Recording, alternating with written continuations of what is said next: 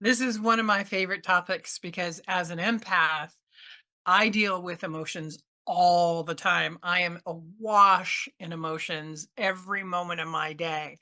So I want to let you know that emotions, yes, they are feelings. It's how you feel mentally, physically, emotionally, spiritually, but they're also energy.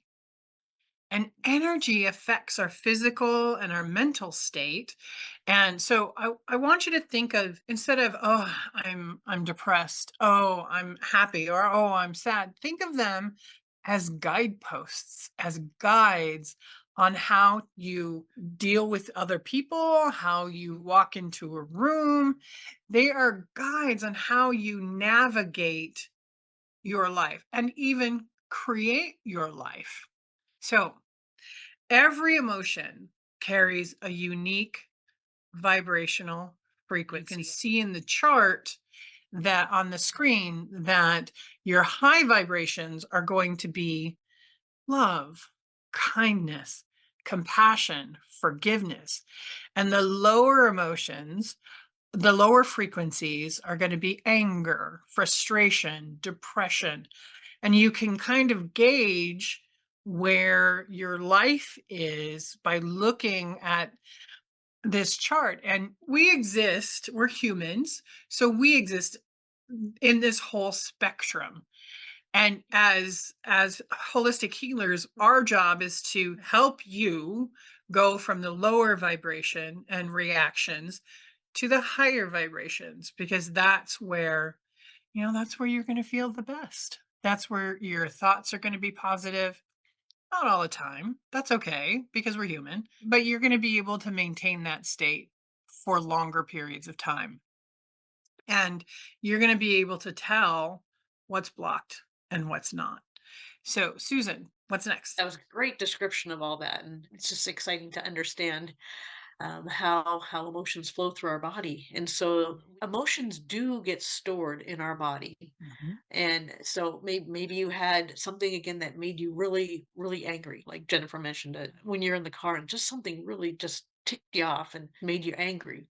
Well, those emotions get stored in different parts of our body, and then they can show up as pain, irritation. They really do show up as pain or tension in our body. Mhm. And so it's interesting and more common to think about when we have a pain that it doesn't isn't necessarily from an injury, but it Mhm. can be from an emotion that gets.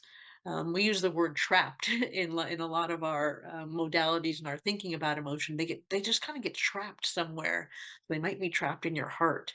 They might be trapped in your gut, your legs, and it just depends on what that emotion is and where the area that your body tends to Mhm. absorb that kind of stuff, and it's different for everybody, and where that might be, but it can lead to, again, a physical discomfort and anxiety, even over time and illness. And so a lot of what Jennifer and I do when we're working with our clients is when there is something going on that's in disharmony in the Mhm. body, we check what the body is telling you about that discomfort. And more often than not, it is an emotion that is stuck in there. And then what we do is we address how to process that through the body, how to let that kind of be complete and done and moved out so that that is not any longer being held in your body. You can tell by certain negative behavioral patterns, certain negative thought patterns that are reoccurring. You can also tell by fatigue, depression, and consciously self-sabotaging. And meaning something you're doing is bad, is not good for you, but you still do it anyway. And that those are all signs and symptoms of a trapped emotion. So, and Susan's going to give you an example. Thank you, Jennifer, for sharing that. Uh, a lot of emotions that I would say women have, it's kind of stereotypical, but a lot of times we'll hold the emotion of stress in our neck and shoulders. And it's kind of a lot of that, Yeah. the weight of the world is is on my shoulders. Those are almost beliefs as well as emotions that just get held right in that upper area right there.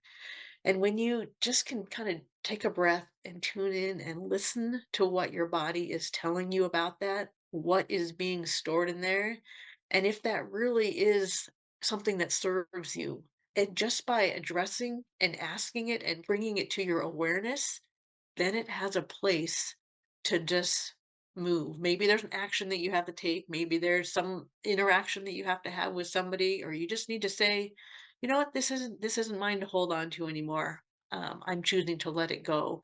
And you literally can feel the weight of that lifting off. And this isn't just a one-off thing. You can do this with all of these kind of emotions and beliefs that are held in your body.